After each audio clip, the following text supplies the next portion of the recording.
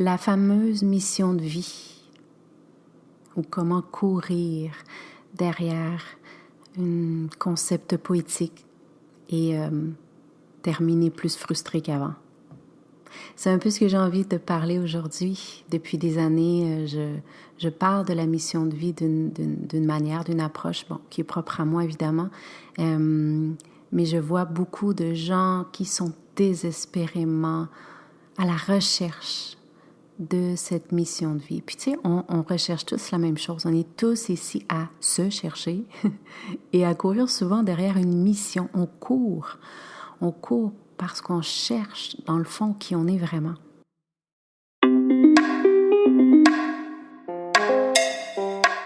Namasté, bienvenue au podcast Sorcellerie Blanche. Ce projet de cœur a démarré en 2019 et on continue depuis. Si t'es ici, c'est que la sorcellerie blanche sous toutes ses formes t'attire. Tu vas donc entendre parler de chamanisme, d'ésotérisme, d'holisme avec des gens comme toi et moi.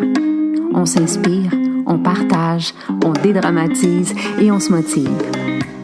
Je suis Gaïa Charline, âme nomade et créatrice, passionnée de la vie, de chai latte, de conversations profondes, de planches à neige, de bulldog français et d'entrepreneuriat spirituel.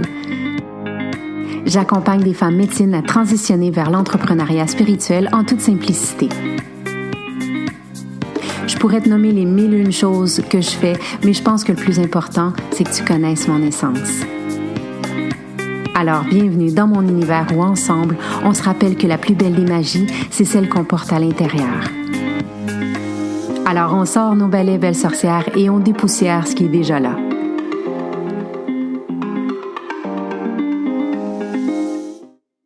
La fameuse mission de vie qui souvent nous met tellement de stress et qui nous amène dans un sentiment de performance, de choisir, de trouver, de chercher quelque chose qui est absolument aligné avec ma mission. Aujourd'hui, j'ai envie de déconstruire un peu cette fameuse mission. Encore une fois, je le fais depuis des années, mais j'ai vraiment l'appel de le refaire parce que je le vois beaucoup passer. Je vois beaucoup de gens se frustrer, en fait, et cette désespération de dire, je cherche ma mission. Et je pense que le coup qui m'a vraiment dérangée dernièrement, c'est que j'ai vu une personne qui vendait un programme à 60 000 € pour nous dire quelle était notre mission. Et c'est vraiment venu me chercher. Parce que je trouve que ça n'a plus de bon sens, comment les gens peuvent utiliser la vulnérabilité et remplir ce besoin égoïque de générer des revenus. Et 2, parce que je sens que personne ne peut nous dire notre mission. Profondément, je sens que la quête de soi et ce qu'on devrait tous faire. Qui est-ce que je suis? Qu'est-ce que j'aime? Qu'est-ce qui me fait vibrer? Comment je le sens dans mon corps? Comment je suis dans mon corps? Et à partir de là, je ne serai plus en quête d'une mission parce que je vais trouver dans tout ce que je fais quelque chose qui résonne en moi ou pas. Et quand ça résonne pas, je vais savoir que ce n'est pas vraiment pour moi. Donc, ce n'est pas, disons, par exemple, ma mission du moment. Tu vois? Mais je sais pas si tu es d'accord, mais avant vraiment de pouvoir profiter, de faire quelque chose, pour moi, c'est important de savoir qu'est-ce que j'aime, qu'est-ce que je suis. De faire, on peut tous faire. On peut tous devenir serveur, serveuse dans un restaurant, on peut tous travailler dans un bureau, j'ai vraiment profondément la certitude qu'on peut tous faire tout. Il s'agirait, par exemple, pour moi, d'étudier vraiment, vraiment, vraiment, vraiment beaucoup pour devenir une personne qui travaille dans des laboratoires. Mais j'ai vraiment cette profonde certitude qu'on peut tous faire. Mais de là à dire faire quelque chose qui vraiment me plaît, ça, c'est autre chose. Choisir quelque chose, et cette mission de faire là, qu'on va parler, choisir de faire quelque chose qui nous plaît, en fait, il faut avoir cette capacité d'être réceptive à son propre corps. Donc, de savoir, est-ce que ça me plaît? Qu'est-ce qui se passe dans mon corps quand je fais ça? Je trouve ça vraiment important d'en parler parce que parfois, on peut se perdre dans des concepts et on voit des gens qui ont l'air tellement sûr et tellement convaincant et tout ça. Et quand vient le temps de parler de mission, parce qu'on recherche tous la même chose, hein? On est tous venus ici et on recherche la même chose. On est tous ici à se chercher soi-même, puis à courir bien souvent derrière cette fameuse mission parce que, bon, il y a eu un très bon marketing autour de cette quête de mission, soyons honnêtes, mais il y a aussi tout ce côté où qu'est-ce que je dois faire et qu'est-ce que je dois faire et qu'est-ce que je dois faire pour être moi. Mais tu sais, je t'en ai parlé souvent, l'équation, c'est pas je fais, donc je vais avoir et je vais être heureuse. Cette équation, il faut la mettre à l'envers. Je suis comme ça et comme ça, donc je peux faire et égal dans cette équation, je vais avoir. C'est vraiment de retourner cette équation pour que ça recommence à faire du sens, en fait. Puis je sais, je suis comme ça aussi. On veut se sentir accompli. On veut vraiment se sentir accompli. Je trouve que c'est vraiment, j'aime beaucoup dire réaliser. Pour moi, sincèrement, je trouve que c'est le meilleur des sentiments. Et quand je pense à ma vie, je me sens réalisée. Encore comme maman, j'ai encore de la difficulté. Puis même aussi comme entrepreneur et même comme conjointe, comme amie, comme fille, comme tout. Hein, je suis encore en apprentissage comme tout le monde, mais au moins si je me sens accomplie, je dis toujours, tu sais, dans 75-80% du temps, ben ma vie va bien. Ma vie va bien. C'est sûr qu'on veut tous atteindre l'expression la plus haute et la plus vraie de soi-même en tant qu'être humain. Mais attention, puis j'ai vraiment envie de le nommer, si on passe beaucoup de temps sur les réseaux sociaux, on peut vraiment se perdre. Ça peut vraiment être dramatique parce que c'est les émotions et l'image qu'on nous renvoie n'est pas nécessairement d'atteindre cette expression la plus haute et la plus vraie de soi-même. C'est un tout autre message qui est véhiculé. C'est à toi de voir quel est le message que moi je comprends de ça et de prendre vraiment le temps de dire quand je vais sur les réseaux ou quand je regarde ces gens ou cette personne en particulier, qu'est-ce que je sens à l'intérieur de moi, de mettre une pause. Est-ce que je sens par exemple que je suis pas assez, que j'y arriverai pas, que c'est impossible? Ou vraiment est-ce que je sens à l'intérieur de moi cette vibration qui me pousse à m'écouter et à être vraiment moi? Est-ce que c'est une motivation qui est positive ou est-ce que c'est quelque chose qui me projette que je ne suis pas assez? Et s'il te plaît, projette ce message avec moi, transmets-le avec moi, projette-le aussi, transmets-le avec moi.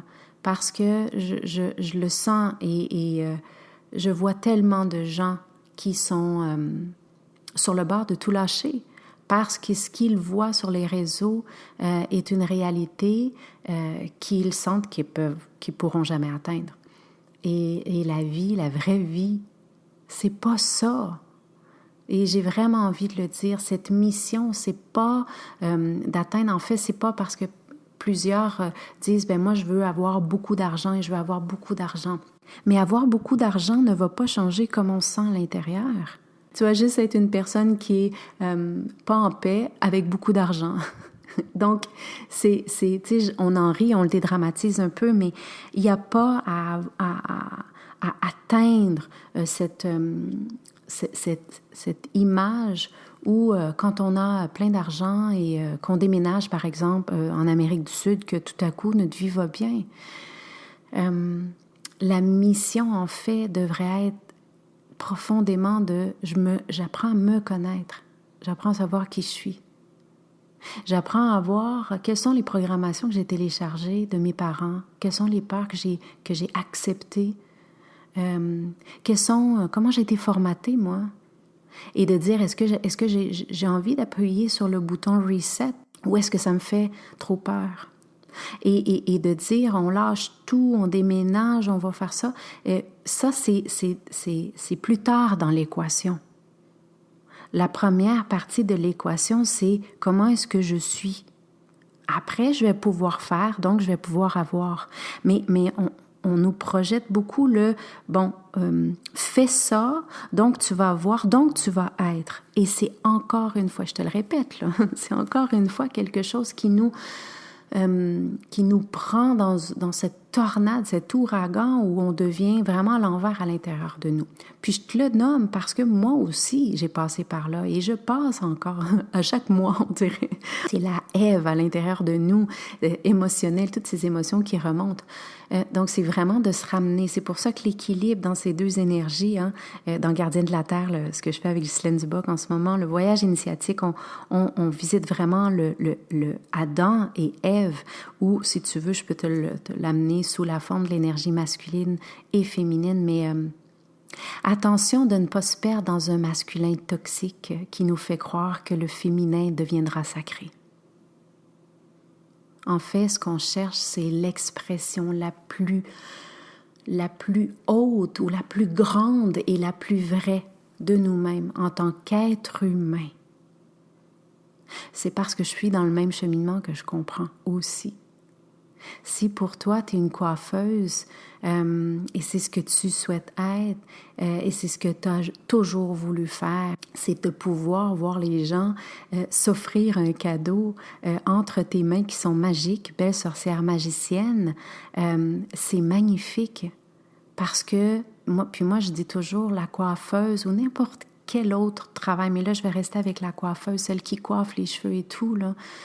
Sa magie nous fait sentir pleine de confiance en nous, pleine d'énergie, on se sent belle. Il y a un petit moment qui, oui, peut-être est éphémère, mais qui nous rassure, qui nous ramène dans cet état d'empuissancement. Et ça, c'est grâce à la coiffeuse aussi. Donc, quand je dis de trouver cette expression la plus grande et la plus vraie de soi-même, c'est de dire qu'est-ce que je suis, qu'est-ce que j'ai envie d'apporter et comment est-ce que je peux le transmettre. Donc, l'équation est qu'est-ce que je suis, comment je peux le transmettre et quels vont être les résultats? Ben, c'est de faire sentir les gens plus confiants, plus beaux, ils vont s'aimer. Mais c'est un chemin, la mission en soi n'est pas quelque chose de si poétique, en fait, qu'on peut nous présenter.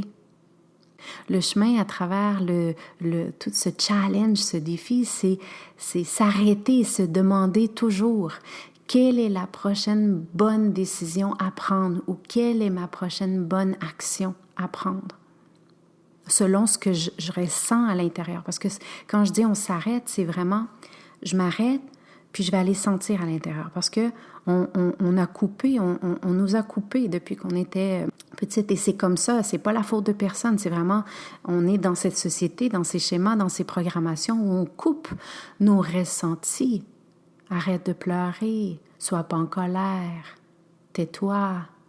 Donc, on a appris à simplement vivre de la tête, dans le rationnel. Et si on continue de vivre dans notre tête, et dans ce rationnel, on va toujours être dans le manque. Il me manque ceci, il me manque cela. Par contre, si on arrive à descendre dans notre corps et dans nos ressentis, on va découvrir vraiment un autre monde où à chaque instant, je peux être contente. Et je peux voir que la vie que j'ai, elle me plaît. Et quand elle me plaît pas, c'est là que je peux me poser la question, quelle est la bonne prochaine décision à prendre ou quelle est la prochaine étape de ma vie? C'est quoi le prochain bon mouvement? Puis à partir de cet espace-là, je prends la prochaine bonne étape ou je fais le prochain bon mouvement. Et donc, je ne me laisse pas submerger par toute cette tristesse et cette victimisation que j'ai. Me sortir des programmations et des schémas est la chose la plus magnifique et la plus difficile à faire. Parce qu'on sait que notre vie est plus grande que juste ces programmations, que juste ces schémas, que juste cette petite bulle dans laquelle on a accepté qu'on est, en fait. Et on ne devrait jamais se définir par ce que la société nous fait croire est être un échec. Parce que l'échec, je le répète, c'est une expérience en fait pour nous orienter dans une direction qui est différente. C'est simplement ça. Et c'est pour l'instant, ce n'est pas la bonne direction, mais ça se peut que ce le soit un peu plus tard. Il faut comprendre, il faut sentir avec certitude. Il n'y a pas une expérience, pas une rencontre, pas rien de ça de dramatique qui ne soit pas arrivé pour rien. C'est pour rendre meilleur notre cheminement et pour nous aider afin d'être l'expression la plus grande et la plus vraie de nous-mêmes en tant qu'êtres humains. Et pour retourner vers soi, ce qu'on a besoin, c'est cette foi aussi. Et quand on commence réellement soit à méditer, on peut prier ou n'importe quelle pratique spirituelle, c'est ce qu'on a de besoin en ce moment pour pouvoir continuer dans le monde. Parce qu'on a besoin d'être nourri. Nourrir notre esprit, nourrir notre âme, nourrir notre corps, nos corps. Avoir la foi, développer la foi. La foi en quelque chose qui m'accompagne et qui va toujours me guider à retourner vers moi. Comment est-ce que je me sens en ce moment? Oh, je me sens en colère. Pourquoi est-ce que je suis en colère? En fait, c'est pas de la colère, je suis déçue. Pourquoi est-ce que je suis déçue? Parce que j'avais une attente. Quelle était cette attente? Que mon conjoint s'occupe de moi. Et mon conjoint qui s'occupe de moi, quel serait peut-être ce besoin vraiment profond? C'est moi la petite qui a besoin d'être reconnue. D'accord, ça m'appartient. Je viens de te faire un entonnoir rapide d'émotions, mais juste pour dire, je retourne vers moi, je me responsabilise, je conscientise. Et à partir de là, quand on parle de s'empuissancer et de reprendre son pouvoir, c'est vraiment ça. C'est que, OK, finalement, j'ai besoin d'être rassurée. Comment est-ce que je peux, moi, me rassurer? Comment est-ce que je peux, moi, me féliciter? Parce que c'est pas le travail de personne. Parce que l'autre, c'est moi aussi.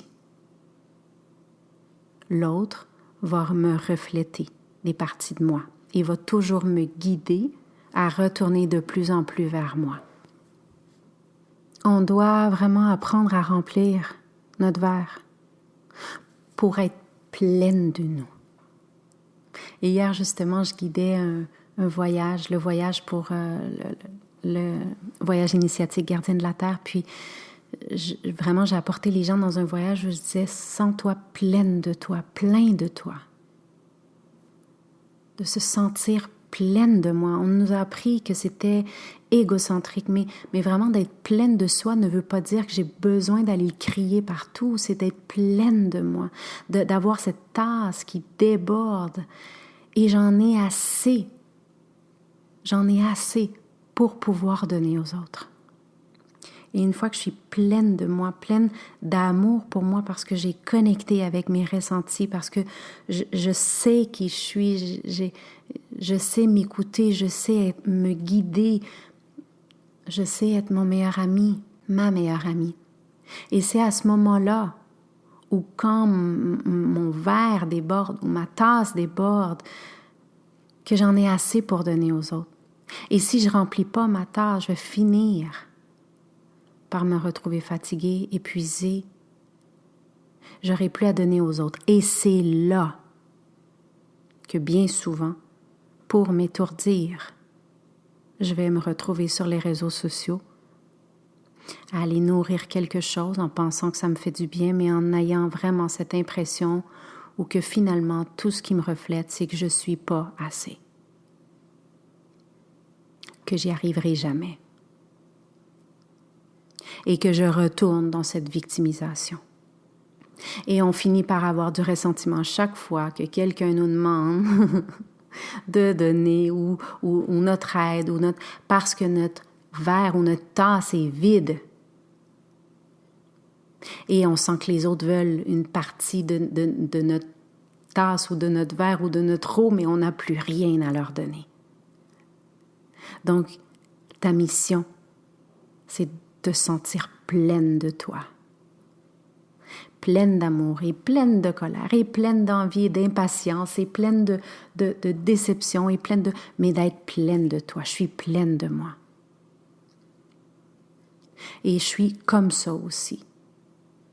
Et quand je me retrouve à être impatiente, je suis pleine de moi parce que je suis capable de me rassurer, de me prendre dans mes propres bras et de me dire « ça va bien aller. Ne sois pas impatiente. Ça va bien aller. » Aie la foi.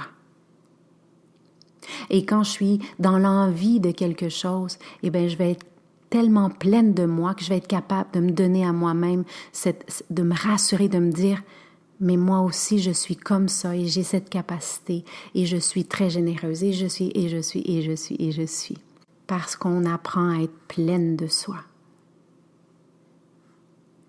Donc, notre mission, notre première mission, est de remplir notre tasse. Parce que pour moi, c'est la base fondamentale de toute la vie et aussi de l'entrepreneuriat. Parce que dans l'engagement, la base fondamentale de ma réussite, de mon bien-être, de ma plénitude, de tout ce que j'ai, c'est de savoir comment remplir ma tasse. De comprendre qui je suis, de comprendre mes ressentis. Et ça ne veut pas dire que je les comprends tout le temps. Mais quand il y a un ressenti qui revient souvent, c'est une piste, c'est un drapeau qui se lève, c'est quelque chose à aller explorer. Et du moment où je sens mon ressenti, je vais être guidée. Je vais être guidée dans la meilleure des voies possibles. Et la meilleure des voies possibles ne veut pas dire que c'est toujours un succès. Ça peut parfois être difficile et ça peut parfois ne pas fonctionner. Avec mon mari, on s'est procuré il y a 12 ans de ça, un super beau tableau. Vous l'avez peut-être déjà vu si vous avez vu des vidéos de moi.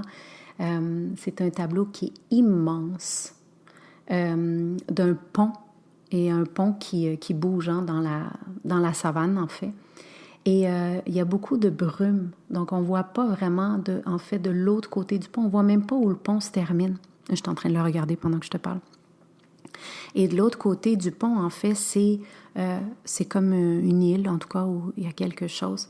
Et on avait acheté ce pont-là ensemble parce que, chez moi, c'est le seul cadre qui est accroché dans toute ma maison. On est très minimaliste. Et ce pont-là, pour nous, est représentatif de se rappeler qui je suis. Est-ce que je vais prendre le pont, oui ou non? Comment est-ce que ça vibre à l'intérieur? Et ça a été pour nous, les deux, on l'a vu. Quand on l'a vu, on s'est dit, ça c'est nous, c'est notre vie. Parce qu'à chaque fois, à chaque décision, à chaque déménagement, et vous savez, on est nomade, là, avec COVID, on est resté un peu à la même place, mais l'âme, dans l'âme, et les projets sont toujours là. On sait déjà la prochaine destination. Et bref, à chaque fois, c'est de dire comment est-ce qu'on se sent à l'intérieur? Qu'est-ce qui s'en vient? Est-ce qu'on le prend, le pont? Et ce que j'aime ce qu'on aime, en fait, dans cette image-là, c'est que il y a un pont, et le pont, c'est un pont qui est suspendu, donc ça bouge, hein? C'est pas stable. C'est un pont qui est pas stable du tout. Et moi qui ai le vertige, ça va pas bien. Mais le pont, il est pas stable. Mais il faut absolument le traverser. Et tu sais quoi? Sur l'image, on voit même pas bien de l'autre côté. Donc pour nous, cette image est tellement représentative parce que je sais pas clairement ce qui s'en vient de l'autre côté. Le pont est suspendu et ça va bouger pendant que je vais le prendre. Mais je dois, moi, à l'intérieur, sentir si je le prends ou pas. Il y a plein de gens, je pourrais regarder autour de moi et plein de gens pourraient me dire « Oui, prends-le, non, prends-le pas, oui, prends-le pas. » Mais à la fin de la journée, la décision reste la mienne. Et comment est-ce que je peux prendre une décision? Je ne peux pas la prendre avec ma tête parce que le pont est suspendu, donc ça bouge vraiment, c'est pas une bonne idée. Et de l'autre côté, je vois pas qu'est-ce qui s'en vient, c'est pas une bonne idée. Donc rationnellement, je peux pas prendre la décision. mais dans mon cœur, ça dit quoi? Et souvent, quand j'ai fait face à des ponts comme ça disait « Vas-y, vas-y, laisse-toi surprendre. » Et ça a été la raison pour laquelle je suis partie à l'aventure. Hein. J'ai terminé l'université à l'étranger et je suis pas revenue pendant 20 ans. Je suis rendue à près d'une 60aine de pays et souvent j'ai dormi dans des hamacs. Je savais pas où j'allais dormir et je mangeais des soupes, les soupes chinoises, là, les ramen. Mais je prenais toujours le pont. Je t'invite à le prendre, ton pont. Parce que cette image que je te parle aujourd'hui, l'image du pont, en fait, va toujours me rappeler, c'est pour ça qu'on a ce cadre-là, ça nous rappelle toujours tout ce qu'on a dû traverser et tout ce qu'on va continuer de traverser. Est-ce que tu le prends, le pont, ou est-ce que tu restes de l'autre côté? Donc pour moi, la base fondamentale de l'empuissancement, ce qu'on parle, et de l'entrepreneuriat, c'est ça, c'est d'aller voir à l'intérieur et d'aller chercher les réponses à l'intérieur. Ma mission de vie, c'est de me connaître moi. Me connaître pas rationnellement, là. Pas de me mettre encore 3 millions d'étiquettes, c'est de connaître, de savoir démystifier mes ressentis, tiens. Et c'est pour ça aussi que j'ai choisi l'entrepreneuriat et qu'aujourd'hui, j'accompagne des gens à devenir aussi entrepreneurs. Parce que je dis tout le temps aux femmes que j'accompagne, puis les quelques hommes, que le vrai travail consiste à déterminer où se trouve la base de son propre pouvoir et travailler en alignement avec la personnalité. Utilise ta personnalité pour servir ton âme.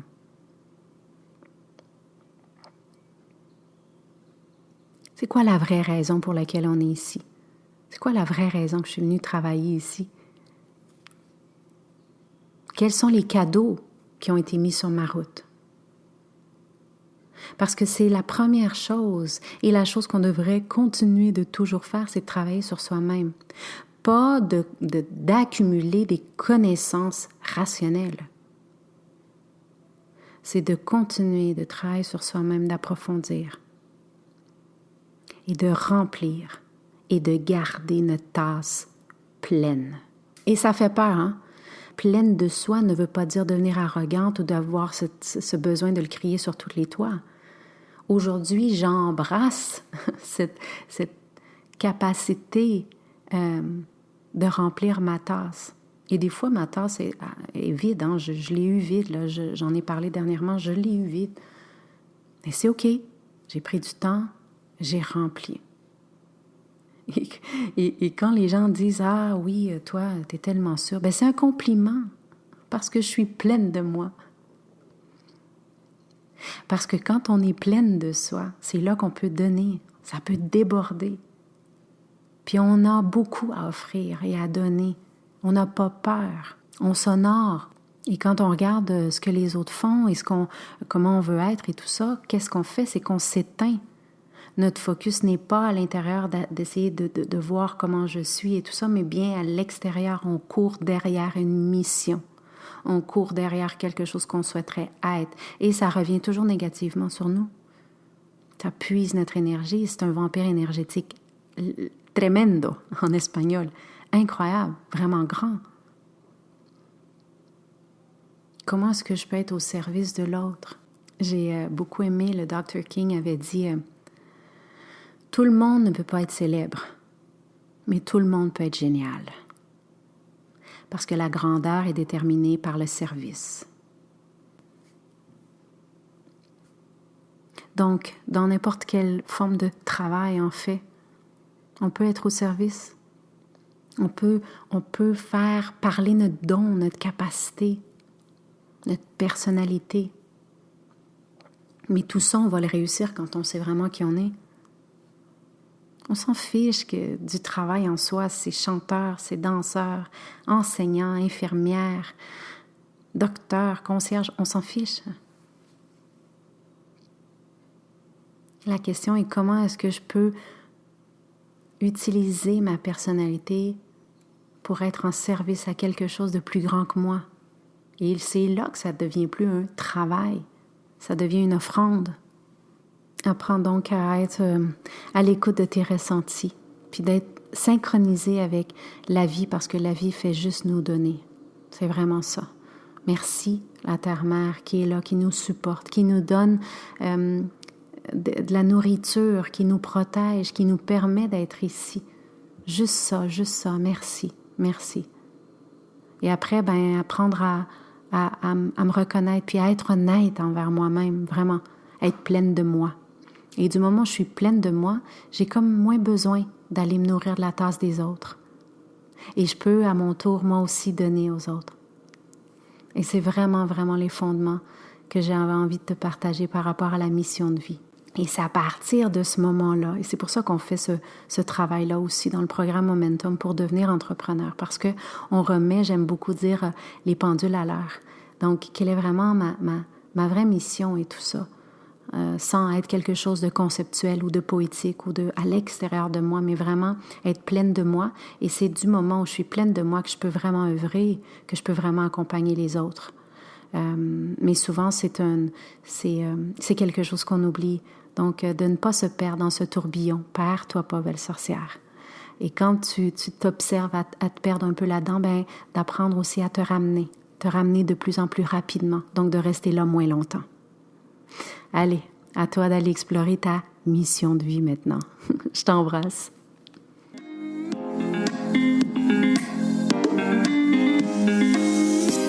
Si le sujet de la spiritualité t'inspire vraiment et que tu as un côté sorcière aussi, joins-toi à la tribu Gaïa sur les réseaux sociaux. Sur Facebook, la page Gaïa, @Gaïa Total, et le groupe fermé sur Facebook, Entrepreneur en devenir, ou sur Instagram, je suis Gaïa Total. Visite mon site web www.gaiatotal.ca pour en savoir encore plus.